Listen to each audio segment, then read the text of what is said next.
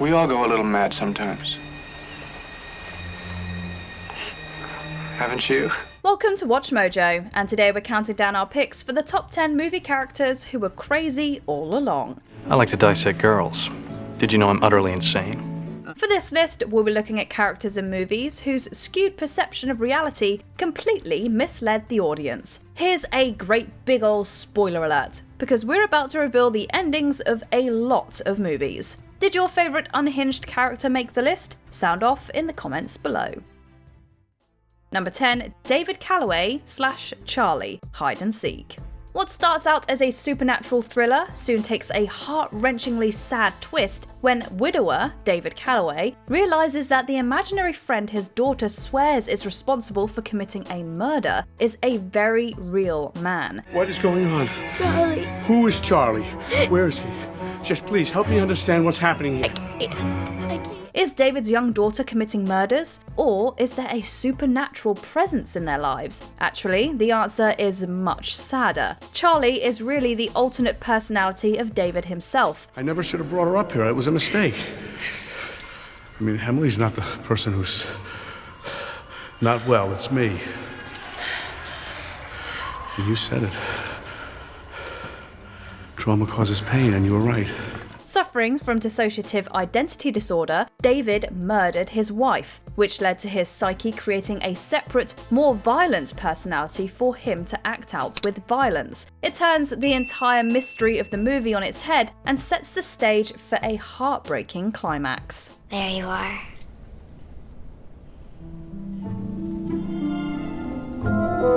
Number 9, Walter Sparrow / Detective Fingerling, the number 23. Jim Carrey once again stretched his dramatic chops with this paranoid psychological thriller. All the characters in this book are fictitious, and anyone finding a resemblance to actual persons, living or dead, should proceed no further. Slipping between his real life and the fictional world of the detective story he's reading, his character, Walter Sparrow, becomes increasingly convinced of a massive conspiracy involving the number 23. Maybe it was just a coincidence. I mean, a name is just a name, and a number is just a number. Isn't it? Eventually, it is revealed that Walter is the book's author, and his psychosis is a trauma response to a murder he committed in his past. By putting the audience in his point of view, the movie makes us experience this altered reality as Walter experiences it, and when the truth comes out, it's as shattering to us as it is to him. You put my name on this. No. No. You're lying. She's lying. I didn't write that. Then who did? Number 8, Mort Rainey, Secret Window. When a movie is based on a Stephen King story, you're always in for a terrifying treat. Secret Window follows Mort Rainey, a writer terrorized by a man called John Shooter, who insists Rainey plagiarized his short story. I don't like being accused of plagiarism, if that is in fact what you're accusing me of. Chico, inside. I don't blame you for not liking it, but you did it. You stole my story. You're gonna have to leave. I have nothing more to say. As the world closes in on Rainey, it becomes clear that the menacing man is actually a figment of his imagination. Why'd you put it on? I don't know. Maybe he wanted you to. Why would he want me to put his hat on? Maybe he wants you to. Maybe he wants me to what? To get confused. Their conflict about the ending of Mort's short story is actually one Mort is having with himself about whether to avenge his estranged wife's infidelity with his friend. Fully inhabiting the John Shooter persona, Mort ends up going with Shooter's preferred ending. He kills his wife and her lover. Maybe we don't have enough to put you away right now, but eventually we'll find those bodies. We'll tie you to them, and you're going away. Number 7, Marie, High Tension. This wildly controversial French horror slasher involves Marie and her friend Alex being terrorized by a serial killer.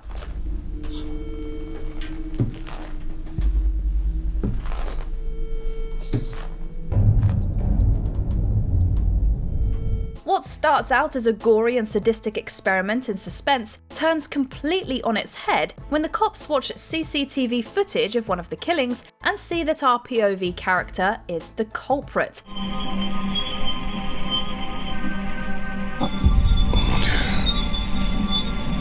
The man Marie saw committing the killings was an invention of her imagination. Although it's a killer twist, it does beg the question as to what was actually happening when Marie was killing the imaginary killer or following him in her car. But it's effective, making us go back over the entire movie for clues. Il est mort. Il est mort, c'est fini.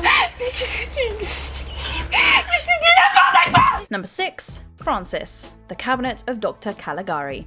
Considered by renowned critic Roger Ebert as the first true horror film, The Cabinet of Dr. Caligari may have invented the cinematic version of the unreliable narrator.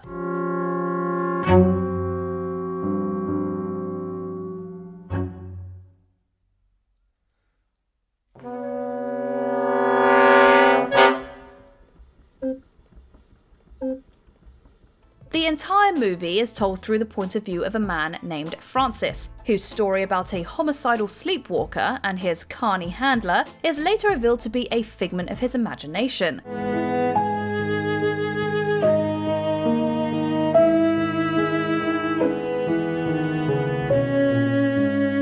The characters we've come to know are actually versions of people who live in an asylum with him, including his own doctor.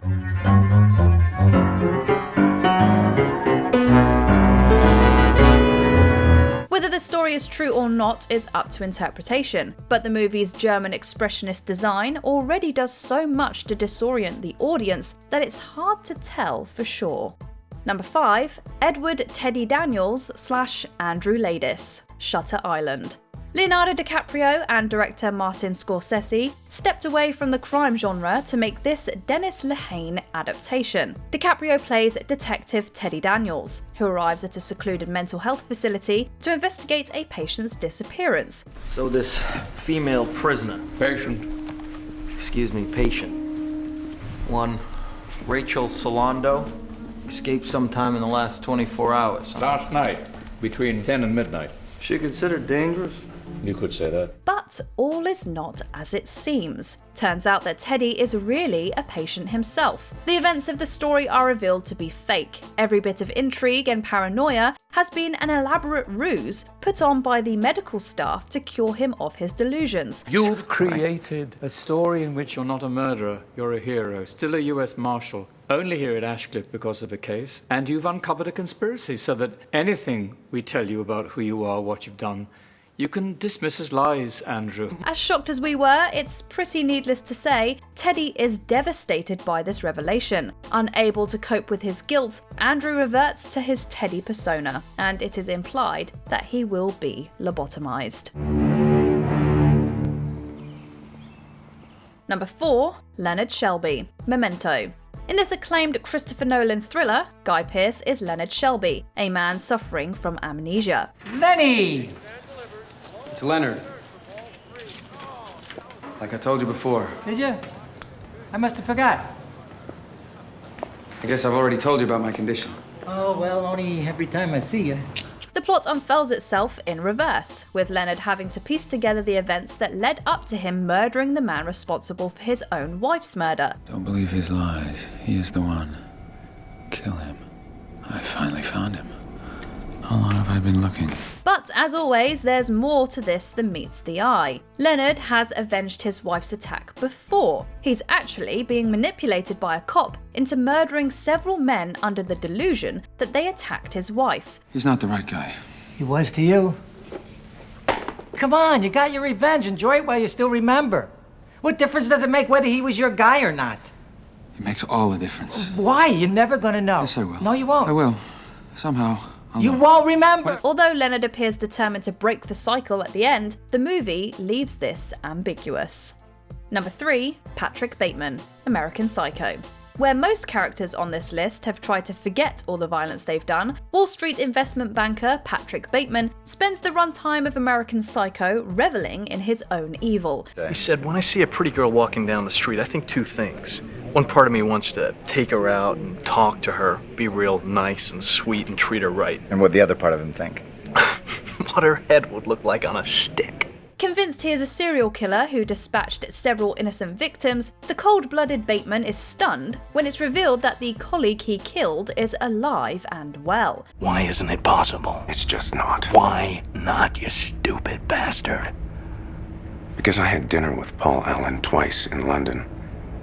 Just 10 days ago. No, you... Not only that, but he might not even be Bateman at all. Were his gruesome crimes even real? Is his entire life a lie? Or is Patrick the thing he fears most of all? Completely unremarkable. But even after admitting this, there is no catharsis. My punishment continues to elude me, and I gain no deeper knowledge of myself. No new knowledge can be extracted from my telling. Number 2, Norman Bates, Psycho.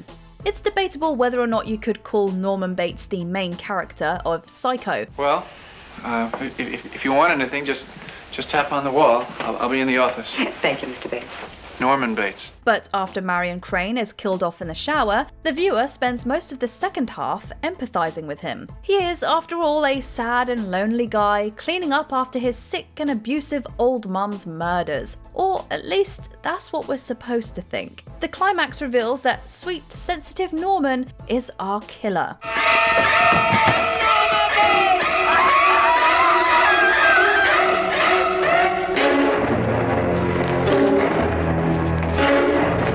He's not only responsible for Marion's death, but his own mother's as well. Racked with guilt, he dons the old lady's clothes and a wig whenever Mother's homicidal personality takes over. They'll see, and they'll know, and they'll say, why, she wouldn't even harm a fly. It's a twist that's been duplicated, but its effect on its original audience is still the stuff of film legend.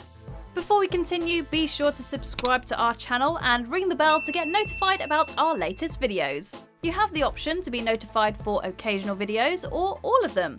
If you're on your phone, make sure you go into your settings and switch on notifications.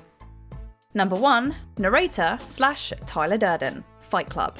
Since its release, this David Fincher-directed adaptation of the Chuck Palahniuk novel has been the subject of controversy and debate. Is it a satire of suppressed toxic masculinity, or is it the real thing? What do you want me to do? You just want me to hit you? Come on, do me this one favor. Why?